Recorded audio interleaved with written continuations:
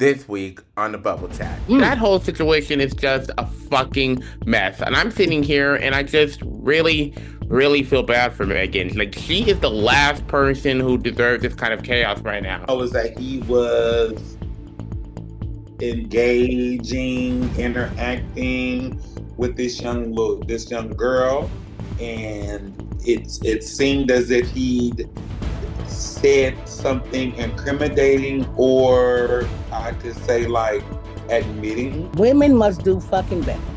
Going into these relationships knowing that they have fucking rape, molestation, or anything in their background.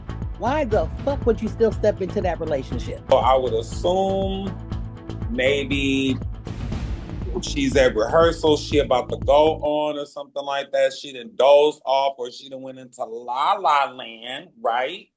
Because maybe she hungry. I don't know what the storyline in the commercial was.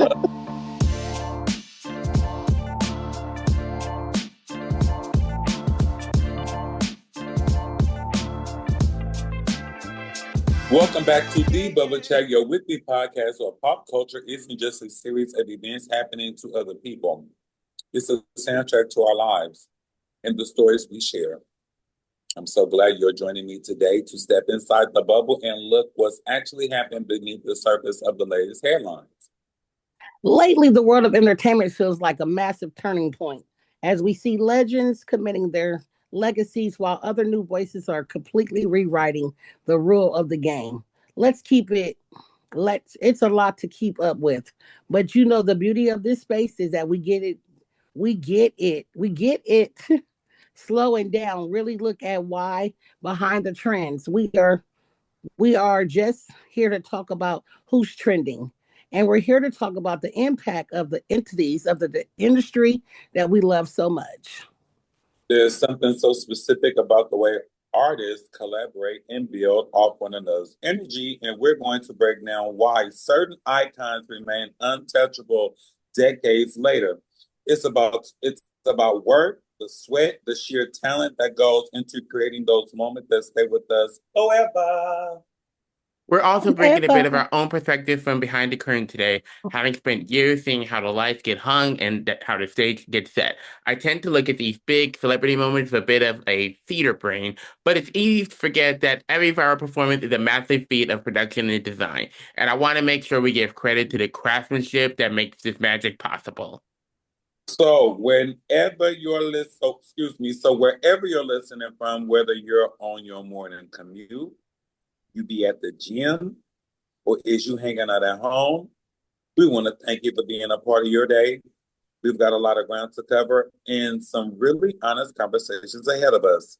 I am your host, Adonis Kanye. Shit. I want to do that all the way over. Do it. I want to find you. So, wherever you're listening from, whether you be on your morning commute, or is you at the gym, or is you at the house hanging out, thank you for making me a part of your day. We've got a lot of ground to cover and some honest conversations ahead of us. I am your host, Adonis Concierge, and this is the motherfucking Bubble Chat. Let's dive in. Now, Wendy Williams said it once and always forever. Let's get it time. Let's get it. How you doing? How you doing? I'm not. Okay. We have to dive straight into the story everyone is refreshing their feeds for today. I'm sure you heard. Yep, it's the official hot girl coach herself, Megan Thee Stallion.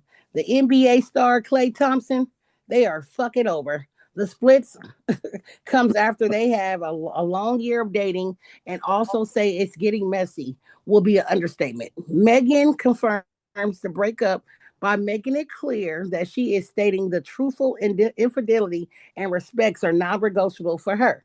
She was very firm to say that the ones that she value are compounds, and that is simply no path forward. The timeline on this wild, just hours before the official confirming, Megan took to Instagram with some heavy-hitting receipts. She didn't hold back posting that he had her plan house around his entire family while he allegedly cheated. She also touched on emotional labor of the relationship, mentioning that she had to hold him down. through the horrible mood swings and the difficult treatment during his basketball season, only for him to claim that he wasn't sure if he could be monogamous anymore. Megan also mentioned getting him cold feet after she had been in his primary support system. It's a lot to process, especially considering the public and now how they are becoming in the last few months. As of right now, E News has reached out to Clay representatives for a statement, but they haven't heard back yet. It seems like the internet is firmly in Megan's corner on this one, especially transparent and showing her about her boundaries. Bubblers, do you think the public nature is of this is just about the cheating, or is she trying to set a new standard for how hot girl summer energy headlines disrespectfully in 2026? Honestly, Mm. that whole situation is just a fucking mess. And I'm sitting here and I just really, really feel bad for Megan. Like, she is the last person who deserves this kind of chaos right now. I'm gonna be a million with y'all. When I first saw Megan and Clay together, I had this nagging feeling like maybe 50-50 that a Mhm. breakup was coming eventually, but I really didn't want it to be true. I actually liked them as a couple. Mhm. They had like a vibe that seemed to work, and you always want to root for a power couple that feels authentic. It's Mhm. getting to a point where every time I see what looks like a perfect celebrity couple, whether they're on a cute date or showing off an engagement ring, it breaks my heart a little. You find yourself waiting for the other shoe to drop, waiting for the news that someone wasn't trustworthy. And for Megan specifically, this woman been through hell back absolute between the devastating loss of her mother, the trauma of the shooting, and that incredibly anxious court battle. She's already survived more than most people do in the lifetime. To finally find a bit of a piece of a relationship only for it to end like this is just heavy.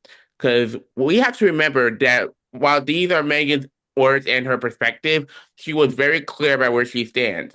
For her, when it comes to a committed relationship or marriage, and or marriage, trust, fidelity, and respect are the bare minimum. They are non-negotiable. It really proves that old saying: if we don't have trust, then we don't have anything at all.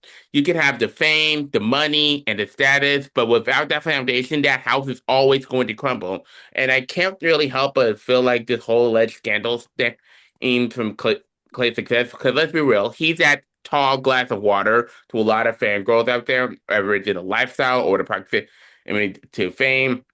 His attention in that world is clearly on another level. I'm not really sure if the person he was allegedly seeing was just a fan, but I did hear some whispers about him potentially getting someone else a house. We don't know. We don't have the full receipts on that just yet.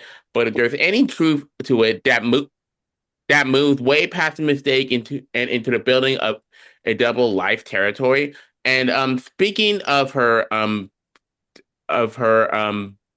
being told a professional despite that personal pain, Megan just made history as the first female identifying Zidler in Moulin Rouge, the musical, marketed her Broadway debut. And there's a video circulating of how she's taking her out. You can just see her break down in tears on that stage. I truly believe that moment happened just a day or so after the breakup took place. But to be standing there making your Broadway debut while your personal life is being picked apart by the world, that takes the level of strength I can't even describe. But seeing the audience erupt for her, seeing the outpouring of love from her fan base, it goes to show you that no matter what these men put her through, her hotties have her back and she's not walking through this alone. Definitely. I was gonna say when I think about Megan Thee Stallion, like you said, she's been through a lot. You know what I mean? But I'm starting to understand even in my own personal life. It could be Megan Thee Stallion, you could be Beyonce. You gonna go through some stuff. You know what I mean? You gonna go through some stuff, but you got to start welcoming going through some stuff because I notice when people do me wrong or something. I get blessed right in front of them. You know what I mean? So she gonna get blessed right in front of Clay Thompson. She left that baby daddy. She done survived the shooting. You know what I mean? Yeah, it's another heartbreak, but it's time for her to stand on business like she's doing, have some respect for herself and not settle for anything less. She has finally found a voice for herself. I'm proud of you, Megan. Like, okay, next we like the way this The things that's going on in this world, you think I got time to be sitting here thinking about some dick that's on the loose? Community dick at that? Mm-mm. It's too many dicks, Megan. Go ahead and move on, baby. You gonna be all right. You gonna be all right. Well, from what I heard, the disassociation, the disconnection, the space entered the relationship when her weekly allowance was dropped.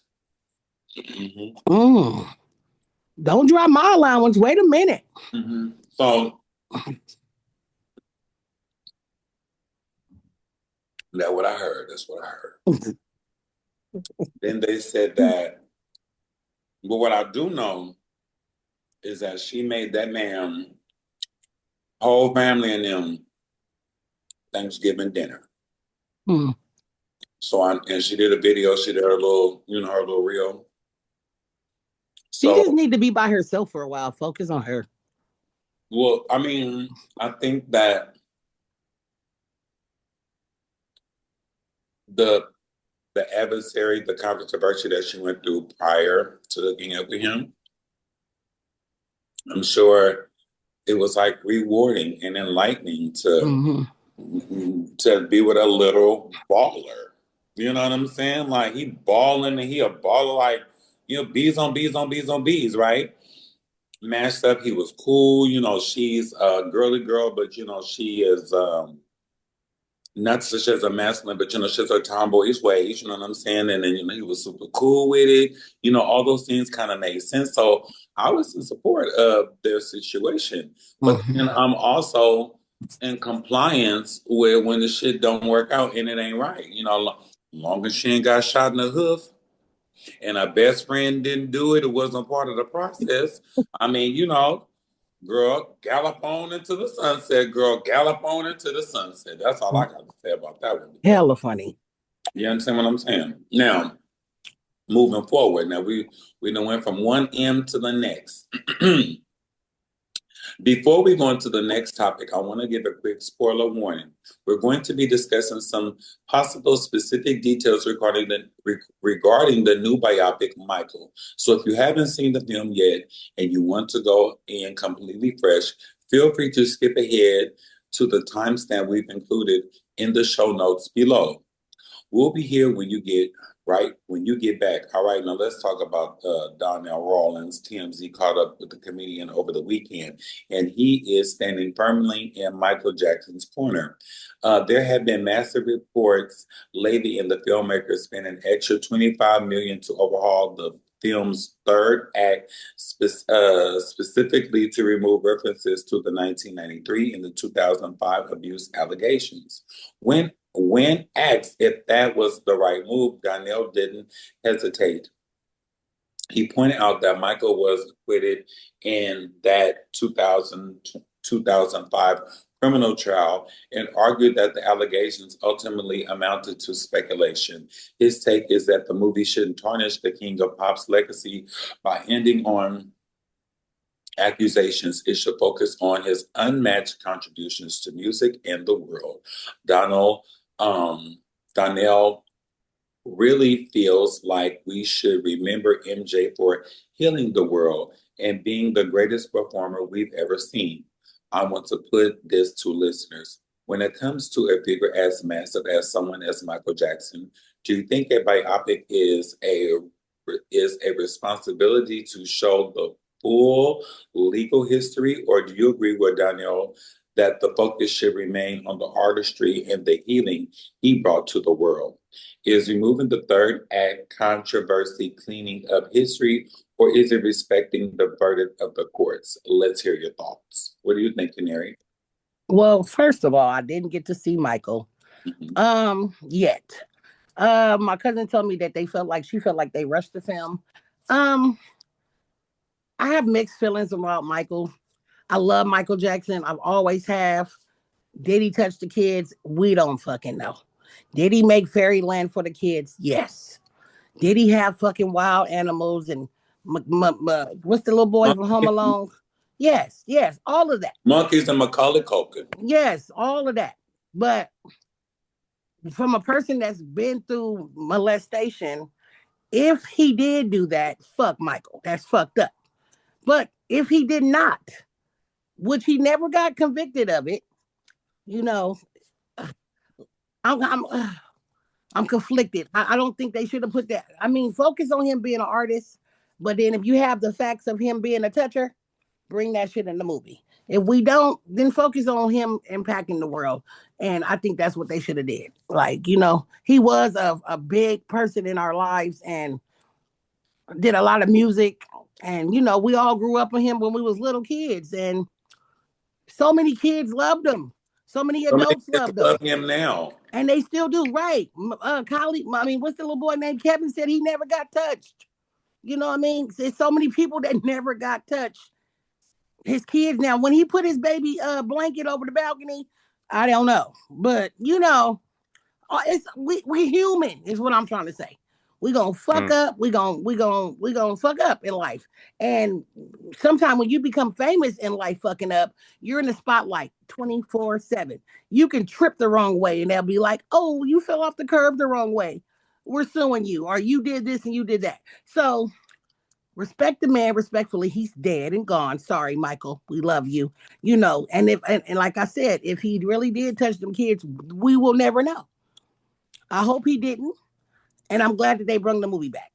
I actually had the honor of seeing that movie recently with my mom and a couple of my aunts and my cousins. Yeah, I seen that they all went out. I have to tell you, you could just feel the energy in the air. Like the theater was electric. And honestly, I feel like focusing on the legacy he built from the Jackson 5 era all the way to his master solo career was the right way to handle this. Because when you look at the biopics of late icons, they often go into every single dark detail from childhood to end, such as drug addiction, trauma, legal battles. It all depends on the MPA rating system, but there's a real human element to consider here. People who have experienced sexual assault or rape can be easily triggered by those moments on screen. By keeping the focus on the music and the icon he became, the film remains a celebration for the fans who want to remember him for his artistry. That's not to say the movie is all sunshine, because there is a heavy focus on the relationship with his father, Joseph Jackson, seeing how he and his brothers were managed like adults instead of kids, and the use of corporal punishment when things weren't done exactly as Joseph instructed. Those are the dark moments that stayed in. And it goes to show that while the allegations were cut, the film didn't completely sanitize the struggle Michael was going through behind the scenes. When the credits rolled, I actually thought felt like a part one of the series, and it turns out there was a massive reason for that abrupt filling. According to Movie Web, the original script actually opened with a shot of Michael in 1993, starting at his whole reflection while the red and blue police lights flash at Neverland. That whole sequence, investigators combining through his house, the entire darker third act was left on the cutting room floor.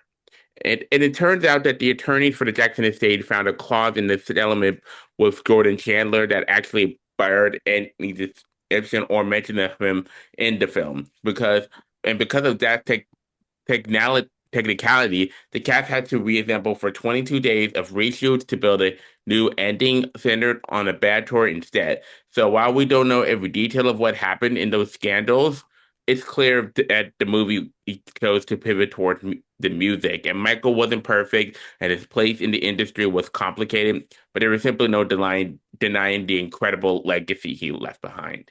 Definitely. The whole time we've been going over this topic, I thought about Marilyn Monroe. I thought about Ray Charles, and I thought about like the list just can continue to go on. Like we can go through the man in the list right now because he's trending for different things in his life. No, I was gonna say Kanye West, Whitney Houston. Say this. So Bobby Christina. And with Michael Jackson, we see him that it was a family dynasty, right? All the kids, he's a young star, right? With that, that's where the father Joe Jackson comes in at, right? Then Michael Jackson goes solo, right? Then he drops what was that? Rock With You, Mm-hmm. right? Then he did Thriller. Okay, that's when he made history. Mm-hmm. Then he done changed his face, girl. Right? Right? Yeah, that threw me. Then his hair caught on fire. He went through a lot. Then he had midgets, monkeys, and Macaulay Culkin, right? Right? Then his skin kept getting lighter. Now, the whole time we is fanning out, we is crying over Michael Jackson. He that nigga, right? Okay, now there is a backstory. What happened after the fire, Mike? Why would you fuck with monkeys, midgets, and Macaulay Culkin? You know what I'm saying? There's a backstory. We're watching in real life. R. Kelly Yep. then had this girl Aaliyah say, "Age ain't nothing but a number.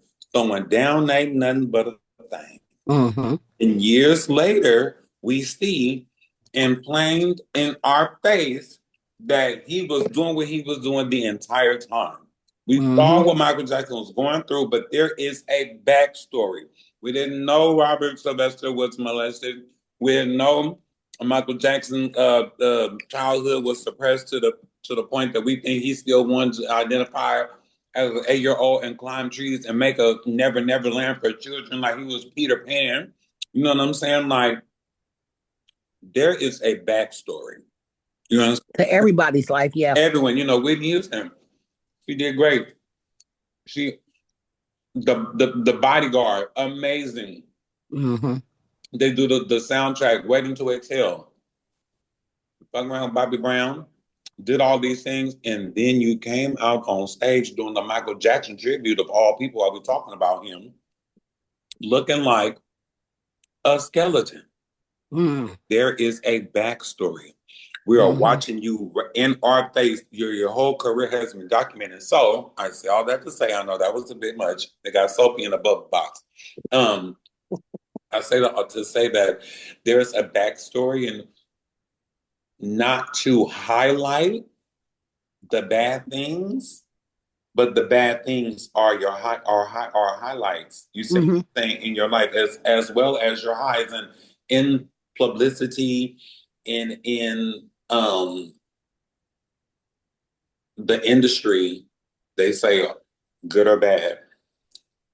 Good publicity is bad publicity, and bad publicity is good publicity. Doesn't matter. Yeah. Well, we have to pivot to some incredibly heavy and disturbing news that has been developing over the last few days. What? The Los Angeles Police Department has officially announced that singer David, whose real name is David Anthony Berg, is being held without bail in connection with the death of 14-year-old Felice Rivas Hernandez. This took a massive turn just 4 days later, when the LA District Attorney's Office charged him with first-degree murder, adding the special circumstances of lying in wait. To give you some context on how we got there, this arrest follows a months-long investigation that began after Celeste's body was found in the singer's impounded Tesla. While her date of death is listed as September 8th of last year, her call, her official cause of death was initially deferred by the medical examiner. The situation is even more complex between District Attorney Nathan Hochman alleged that at the time of her death, Burke was already under active investigation for the sexual abuse of the young girl. It is a staggering set of allegations for an artist who has been on such a steep upward trajectory in the music world. David's legal team, which includes high-profile attorneys Blair Berg, Marilyn Bendarsky, and Regina Peter, had released a very firm statement to People magazine. They stated, and I quote, "The actual evidence in this case will show that David Berg did not murder Felice Rivas Hernandez, and he was not the cause of her death. When you see a legal team come out this early with such a definitive, the evidence will show statement, do you think they're preparing for a massive deep dive into the forensics, or is this standard how damage controls for high profile client? I'm curious to know your perspective on this. Now I'm trying to figure out. Just answer me this: who the hell is D4BD, known as David? Just tell me the hell is that? What feature? What song did it write? What hook did it sing? And he was Okay. he was a singer. He was known for one of the songs called "Romantic Homicide," which I will Romantic. get to in. And that involved that little girl, the relationship that they had, right? Yeah, pretty much. Okay, now look. Oh, he But wrote a song? Okay. I know the fuck you lying. this is what I heard. Okay. So I always have like a reference, right? So do we all know who Jason Derulo is? No. Okay, Jason Derulo, he's like a sheer pop artist. Mhm. He blew up in the UK first, and then like Australia and China. We always knew about him, but he was way bigger in other countries. This is what happens, or what's happening, or what happened to D4BD, also known as Daybug. He is. I don't even know what type of music he make. I mean, would say the song again? What? Murder Renaissance, nephew. What? The What? album rhythm. What's the song called? Romantic Homicide. Romantic Homicide. That sounds like a murder romance. So I don't even know what genre of music that would fall in.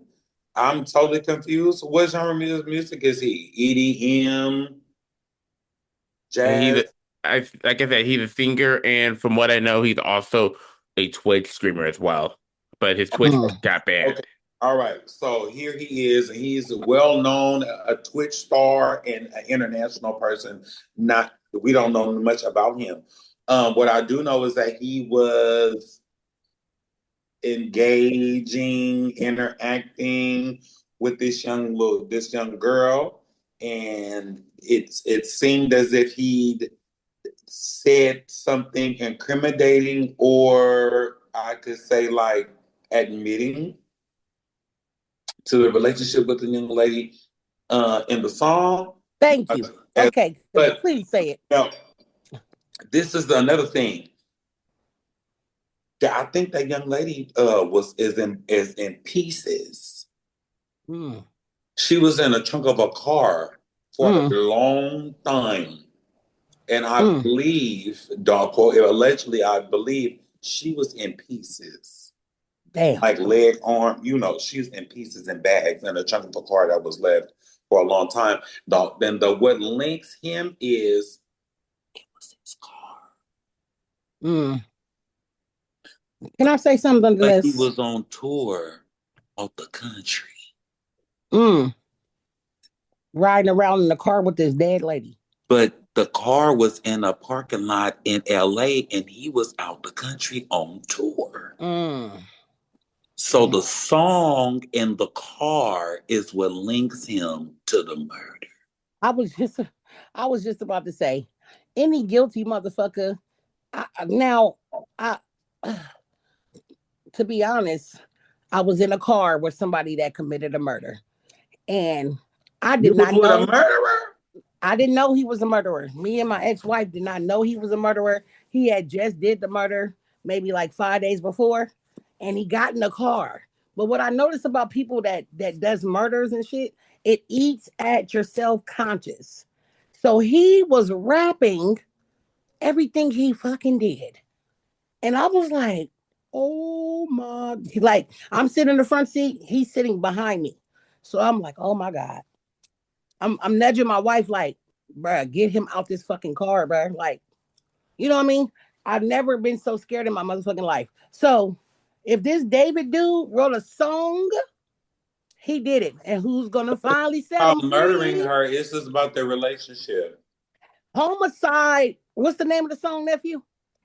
Romantic Homicide. Romantic homicide sounds like I chopped her up, put her in the trunk, and she's been sitting there. Why would he name it that of all things?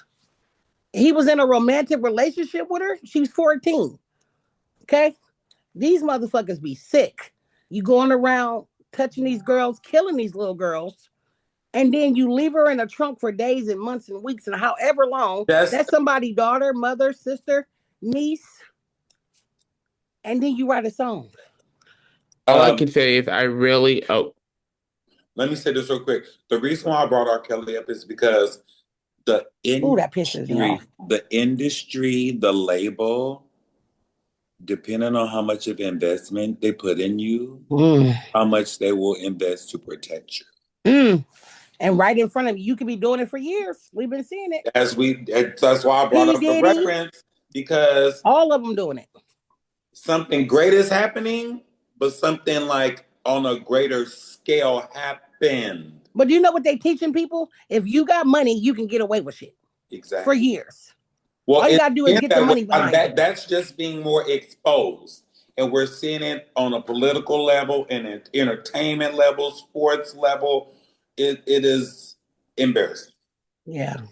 It's Go ahead, fucking sad. nephew. Go ahead. I'm sorry. You're good. I really hope Celeste's family gets the justice and the legal support they need through this, because there are truly no words to describe that kind of devastation and heartbreak. I've been following this case closely, and it really highlights something scary regarding the age gap between established artists and teenagers, especially those under 18. It immediately brings to mind situations like R. Kelly, like Adonis was saying, where that power dynamic is just so dangerous. From a psychological perspective, and I'm not a psychiatrist, but I've done my own deep dive, and it feels like a classic predatory setup. Celeste was likely a fan of and who looked up to him and his craft, and she was probably stunned that someone with his profile even reached out. Because according to reports from the New York Post, he allegedly started messaging her when she was 12, when she was just 12, and he was 17 at the time.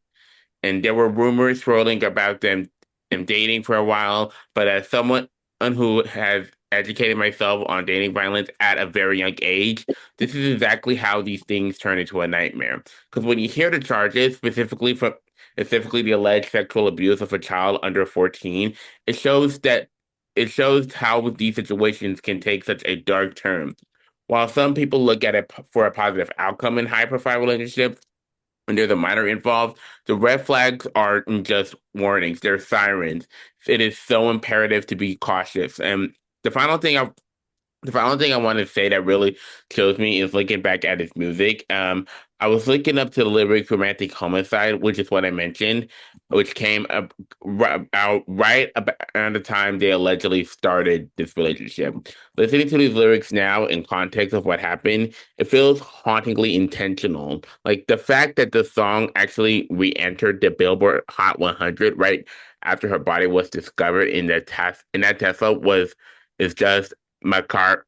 It's just macabre, and I it gotta go reminds hear me this song. of the weirdly scary energy in R. Kelly's "Trapped in the Closet" when the arts to mirror the allegations that closely. You can't really help but feel like the plan was hidden in plain sight all along. But yeah, it's just getting creepier as the story develops. We have to talk about the rumors that have been absolutely blown up on social media since Monday morning regarding Nicki Minaj and Kenneth Petty. Petty is as Petty does. The drama kicked off when DJ Vlad pointed out some interesting details from the official New York sex offender registry. According to those records, Petty is currently listed his primary residence as a small 800 square foot house in Jamaica, Queens, rather than the $20 million Hidden Hills mansion Nicki Minaj owns. Now, that massive shift in living situation has the internet spiraling. DJ Vlad even captioned a screenshot of the registry asking if this is the greatest bag fumble of all time. While there hasn't been an official statement from Nicki's camp, and there probably won't, the rumors spreading like wildfire. Claims that Nicki Minaj allegedly kicked him out after he cheated and got another woman pregnant. Again, that part is not confirmed. That was allegedly.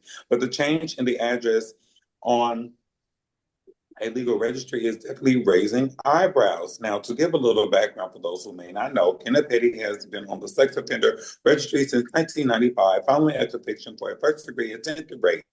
He's also had legal troubles just recently as 2021 for failing to update his address with the registry.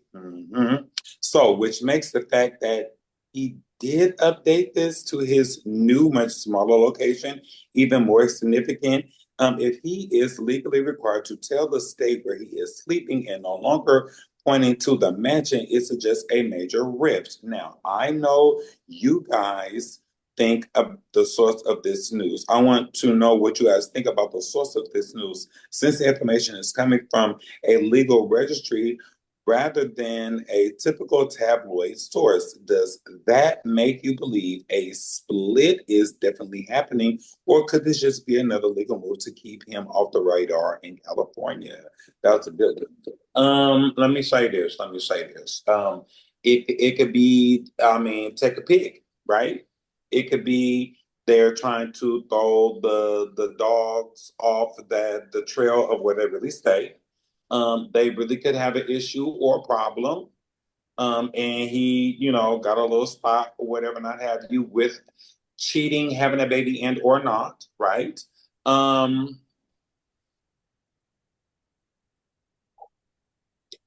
It's embarrassing. It's embarrassing because if you know or understand. Well, I mean, I don't know what the real deal is because he's supposed to date the girl and it was supposed to be all consensual. And then this day, this time, this instant, it was not. It was all bad, XYZ. It's all these things. And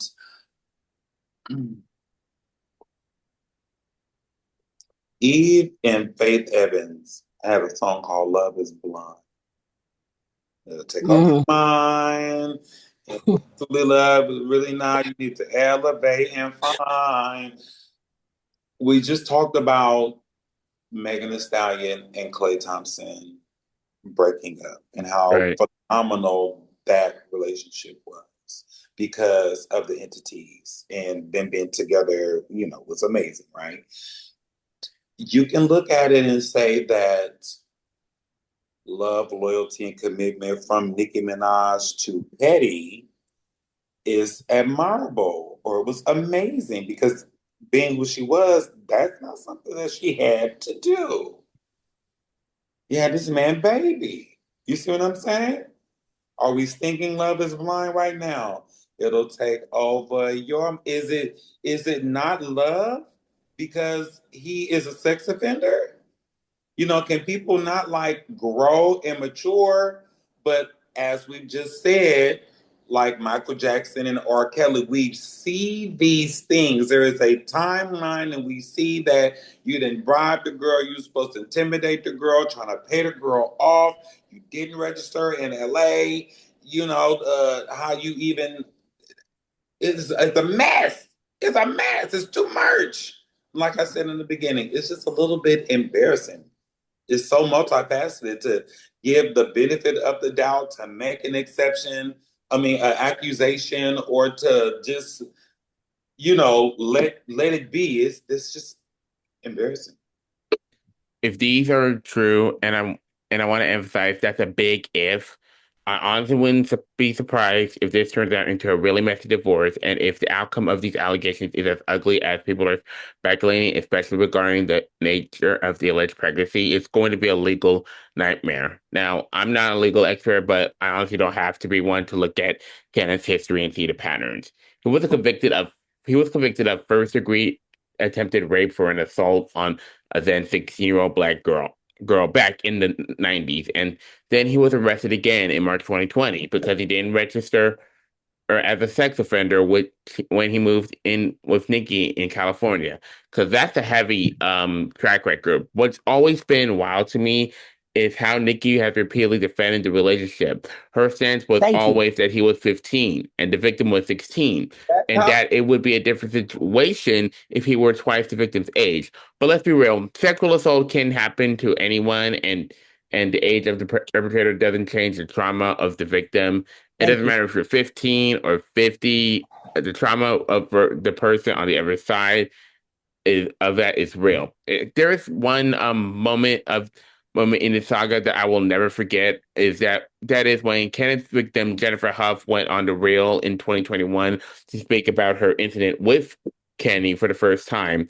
Seeing her sit there with her lawyer, Tamara Blackburn, and hearing her say she finally didn't want to be afraid anymore, it was heavy. The details she shared from that lawsuit about the incident itself were just an absolute unimaginable nightmare. Now, I've seen the comments and reports claiming that she might have been lying or that the lawsuit was set up. I'm not confirming any of that. I wasn't there, and I'm just repeating what's being said online. But when you step back and look at that whole picture, from the old convictions to the fact that he's officially registered at an 800 square foot house in Jamaica, Queens, while she's in a $20 million mansion, it feels like the ride or die era might have finally hit a wall. If he really fumbled a bag this big, it's going to be in the talk of the industry for years. I got something to say. First of all, women must do fucking better. Going into these relationships knowing that they have fucking rape, molestation, or anything in their background. Why the fuck would you still step into that relationship? My personal life, you feel me? Something similar. Like people knew that this motherfucker was a sex offender, but you thought he wasn't gonna do it to me. And you brought him around your child trusting because they didn't do it in 2 days or they might not do it in 2 years. And then you have a baby with this motherfucker. Right. You know what I mean? So now you stuck with this motherfucker that you knew was a child pedophile, and now you brought a baby into the situation, and now he done cheated on you and might have another baby on the way, which is more products of people being touched. And a lot of the times when you have molestationers, they either the victim or they become the molester. You know what I mean? But see, it's a choice because a motherfucker can get molested like such myself, but I'm not going out and touching other kids because why the fuck would I want to do that to another kid what was done to me? You know, so women do better. If you know or hear any allegations of the man that you're trying to date or the woman, and you heard that they already had sexual allegations on their name, believe the allegations and don't trust that and put your kids involved in this shit. Because now you're setting up everybody in your family to possibly get hurt and be looking at you like you knew the whole fucking time. I don't understand why Nikki keeps cheering behind. I mean, the reason why they got that address over there in Jamaica because Nicki Minaj is her name. She can't have that shit attached to her home. She was like, nigga, you better figure out the address. It won't be at this $20 thousand mansion. Why would it be? Her name is already in headlights for accepting the marriage and having a baby by this nigga, but now my address is gonna be linked to the shit too? Oh no, nigga, figure that part out. And then you got the nerve to cheat on me and might have a baby? I'm pissed that she even stepped into the whole relationship. Women, do fucking better. Stop bringing your kids into these fucking pedophiles' lives. You're basically saying it's okay for them to do it. Yeah. I dropped the fucking mic. Ooh, that shit. I mean, I get so angry because, like I said, a surviving victim of that shit, it's a hard subject to hear. Women are still choosing these people to be a part of your child's life, and you know the nigga was a rapist. Or you know he done touched somebody before. If he went to jail for it once, you don't think he gonna do it to you? Oh, you can't change a nigga when he got a mind frame like that. You can't do that. Stripes. And the saying goes, when someone shows you for who they are, believe them. Believe them. Yes. A zebra cannot change his stripes. He cannot. Nor Y'all need to be more I- careful with having these around your family, your friends, and loved ones, and thinking that they're gonna be faithful to you. Now they out here producing more baby molesters. Ain't this a bitch?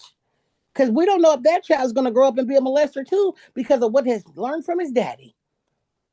Woo. Okay. Again. I'm sorry.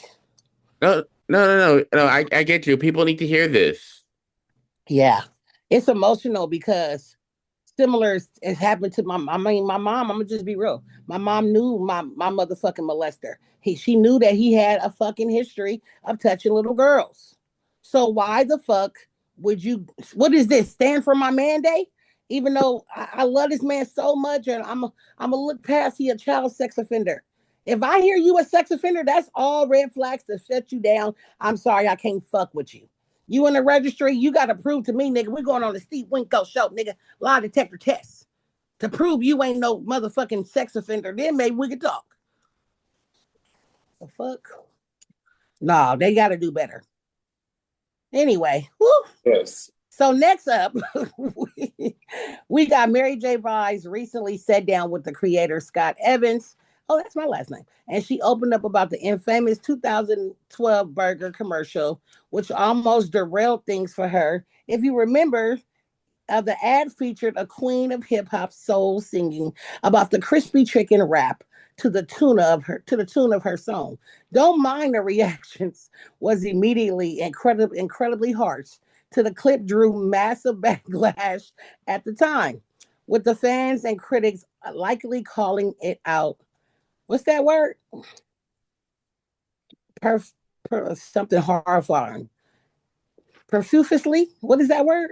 I would assume that. Perpetrating hurtful racist stereotypes. It's like a huge point of connection. And Mary revealed that this is the new interview that she's actually lost friends over the controversy. People weren't just disappointed, they were angry. And she said, making it clear that she hasn't forgot how she felt or how people turned on her during that period.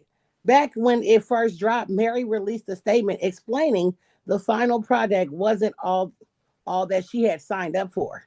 She told Wall Street Journal that she agreed to have fun creative campaign involving a dreaming sequel. Sequence. But the version of her attire was unfinishedly spot as she had never approved. She basically told her fans, if you know me, then you know I would never say something like that or go out if I had the final. This really makes you think about the artist's accountability versus corporation editing. And major stars like Mary J. Blige said the final cut wasn't that she had agreed to do. You think the public should have held the artist responsible for the end result, or should be looking at more closely marketing team who pushed the troops to let it go into the troops? Well, if you really paid attention to the commercial, right? I didn't see it. So is Burger King, and the people are in line. Okay. They say whatever that chicken thing is, right? And you know how behind you, the seats, the dining room of the restaurant. So then it's like a hologram of her, not a hologram, but like then she's kind of like on top of the table, but you can see she is on a stage. She is singing into a microphone, but they just planted her in McDonald's. Now, she said this was supposed to be like a dream sequel, right? So I would assume maybe she's at rehearsal, she about to go on or something like that. She done dozed off or she done went into La La Land, right? Because maybe she hungry. I don't know what the storyline in the commercial was. And then I want the chicken and lettuce, tomatoes, and whatever else, right? Okay.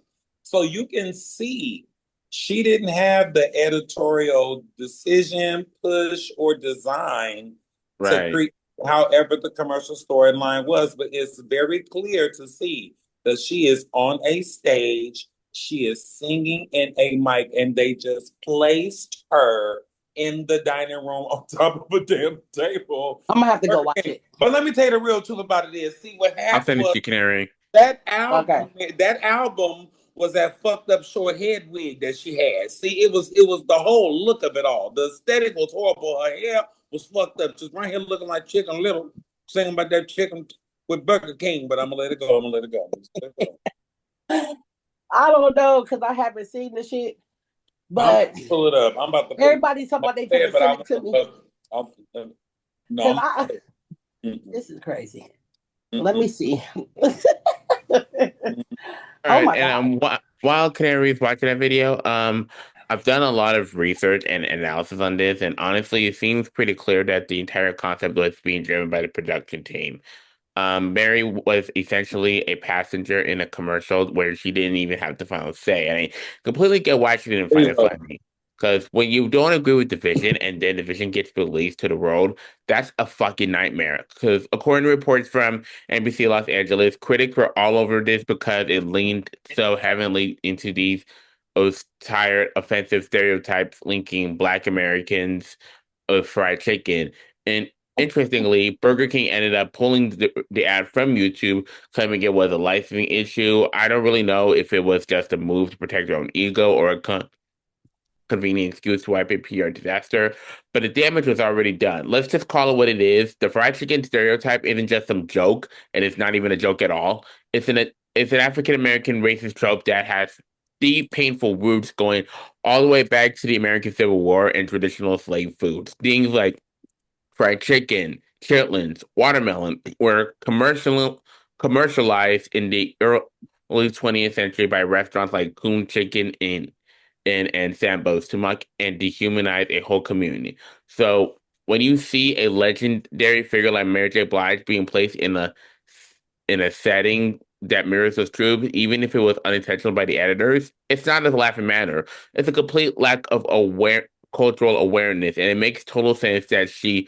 felt betrayed by the people around her and the friends who didn't understand the gravity of why that ad was so harmful. Let me say something. Let me say this. First of all, you could be up today and down tomorrow. A person might love you, and then one person might not agree. Because now that I just watched the video, if she would have said a Whopper with double cheese, would it have been the same damn thing. If we want to wrap every little thing around every little thing. Now, the chicken wrap didn't look too bad to me, but that wig was horrible. I don't know why they put that wig on that baby, and they do look like they green screened her in.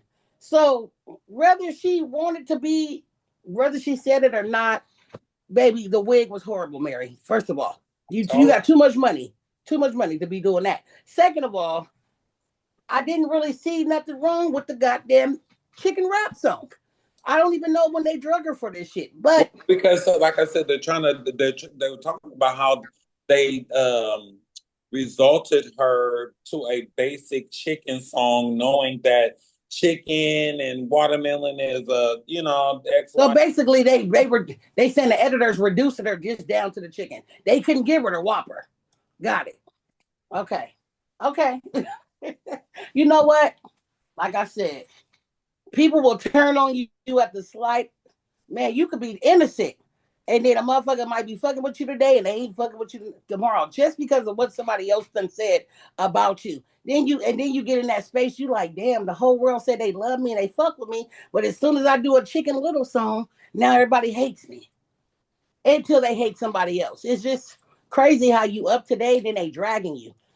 I had an experience where they did that with me being a part of the LBGTTTTTT. I'm a part of it.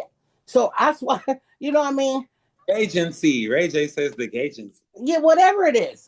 They don't added too many letters to it. They just remember it being LGBT when I was coming out gay. But I had a situation where a training man, supposed to be a man now, lied to me. So I got on the fucking internet and called him a woman. And because I said he was still a woman, the binary and the name, they said I was disrespecting the motherfucker that lied to me and told me they had a sex change. Now, wait a minute. I said, if I'm part of the goddamn community, I can say what the fuck I want to say about this motherfucker who lied to me. He didn't lie to you. But now they got this code where you better not disrespect nobody's names. If you're going down, they drugged me for about 3 weeks on TikTok because of that. So like I said, you'll be up today, down tomorrow. Mary, don't make no more chicken songs with that wig on. That's my suggestion. Moving that shit on. I told you, girl. That shit was horrible. Told you. The hell? Well, as we head into May, we're officially kicking off Asian and Pacific Islander Heritage Month. It's such an important time to celebrate the culture, the history, and the incredible people who are shaping the world today. This year, we really wanted to shine a spotlight on someone who has been absolutely crushing it lately, Jimmy O. Yang. Jimmy is really having a moment that feels like it's been building for years. Most of us first met him as Juan Young on Silicon Valley or in his scene-stealing role in Crazy Rich Asians. But he is going far beyond that. He's currently starring in Hulu's series Interior Chinatown. It's an incredibly meta, sharp take on Asian American identity and stereotypes, and seeing him lead a show with so depth is just incredible to watch. Y'all seen it before. But what's really exciting right now in his new comedy special, Finally Home, which just hit theaters recently.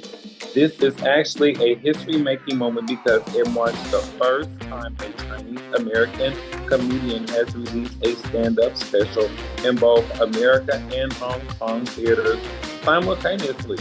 He recently returned to his home in Hong Kong for 5 mass arena shows and special dives into everything from his hilarious family dynamics to the universal struggle of fighting for the bill at a Chinese restaurant.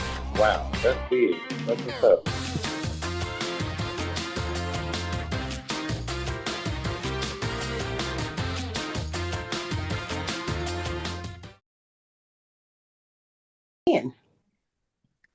Welcome back to the Bubble Chat. Now, normally around this time, we be diving into the throwback segment, looking back at an iconic pop culture moment or a vintage trend. But today, we're going to pivot and do something a little bit more personal.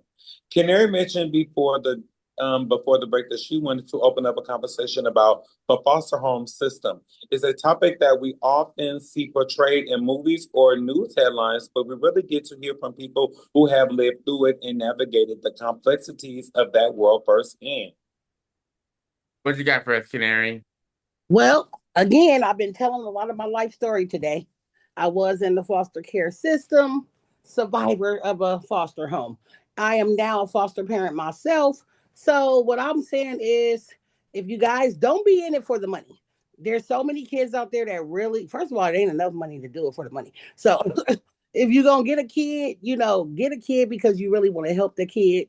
You want to make sure they get back to their family, stay in contact, do what you got to do, it's so many foster homes that I had went to that I wish I had a foster mom like myself, because somebody that's going to love on me, somebody that's going to make sure I'm protected, not spend all my money and not give me a dime. You know what I mean? They would take our allowance money and we never seen it. So you guys are funding, the state was funding for us to live there and to be taken care of, and we're wearing some hand-me-down shit or some Goodwill shit when you guys was getting money to take care of us.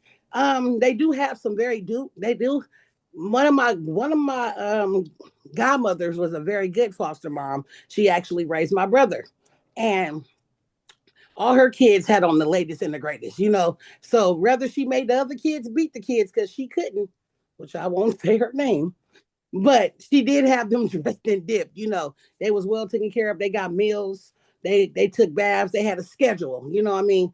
And she ran it accordingly. So to where I wanted to live with her, I didn't even know she had foster kids. I just thought these was all my cousins, and she had white kids, Chinese kids. It didn't matter. It was a home where it was safe. So I encourage people to become a foster parent, but don't be out here being a weird foster parent. Don't be hitting on people's kids. Don't be molesting their kids. Don't be doing dumb shit. Don't be talking to their kids, degrading them kids, because all of these kids, first of all, might have just came from all of that in that home that they left. They might have already been abused. They might have already, and now they thinking that you're the safe place, and you're not. So I just wish people, when you step up to be a foster parent, take it seriously. Shout out to me become one, and I became one because of family members, but and now that I think about it, I've been taking care of kids since I was like a kid myself. I stole for a baby doll. That's how much deep it was for me. So I always knew that I wanted to mother something, and then tragically losing my daughter, RIP. God, it was like the Bible, like in Job, like how he gave Job he gave him triple for his trouble because he lost his whole family in one night. It's like that story for me. I gained 26 God kids and now 27 because this new baby that I have right now. So, like, damn, you never know when you go through a tragedy in life and you think you're not going to be able to make it through that tragedy, how God is still there with you. And he said, baby, I'm not going to give you more than you can't handle. So because I lost that one baby, I gained 27. So what I'm telling y'all is you might go through a lot of tragedy in life, but you can get through it with God, you know.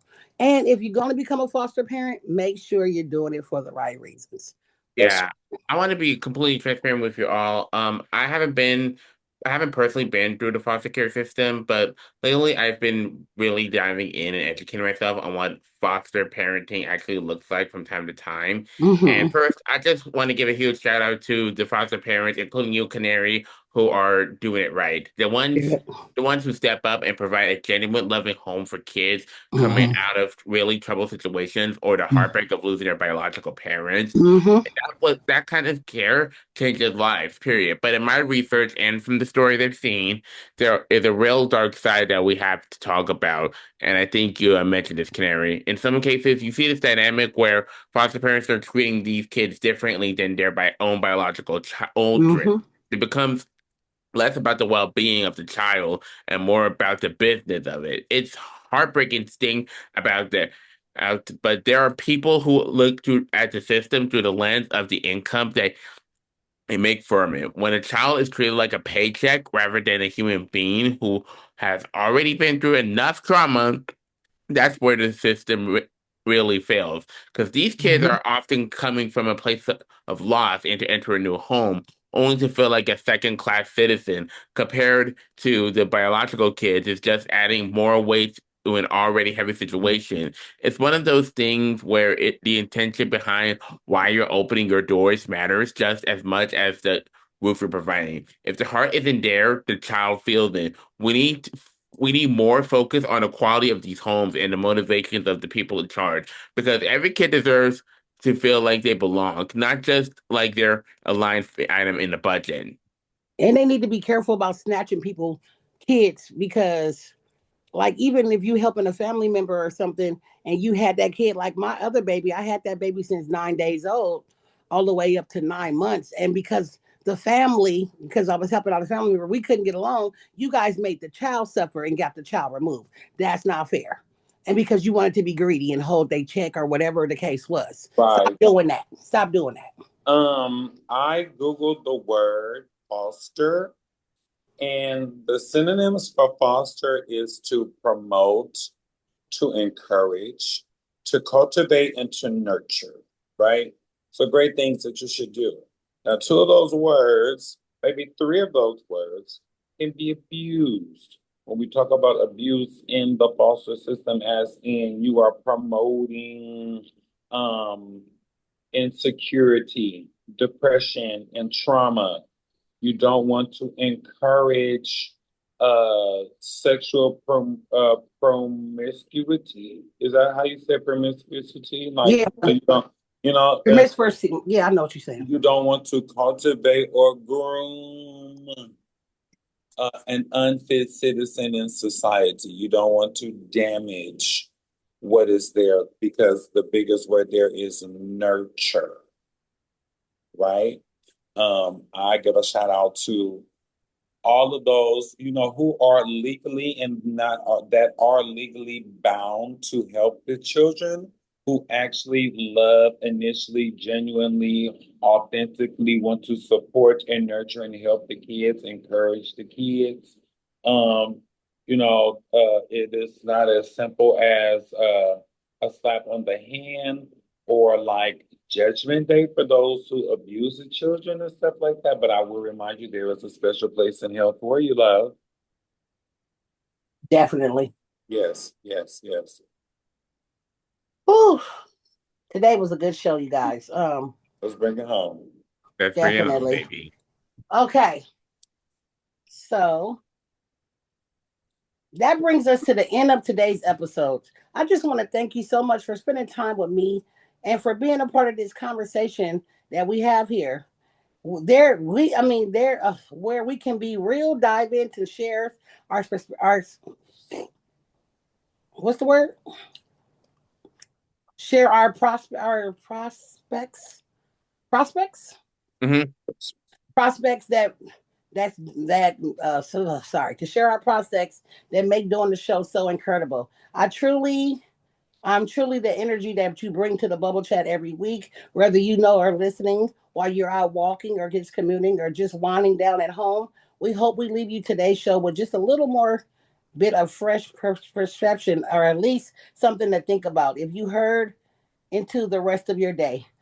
If you had enjoyed this conversation, don't forget to hit the follow button and turn on your notifications and never miss a beat when we have more weeks. We have so much more in the works. Can't wait to share it all with you, and your support means the world to me. And keep the platform growing and evolving.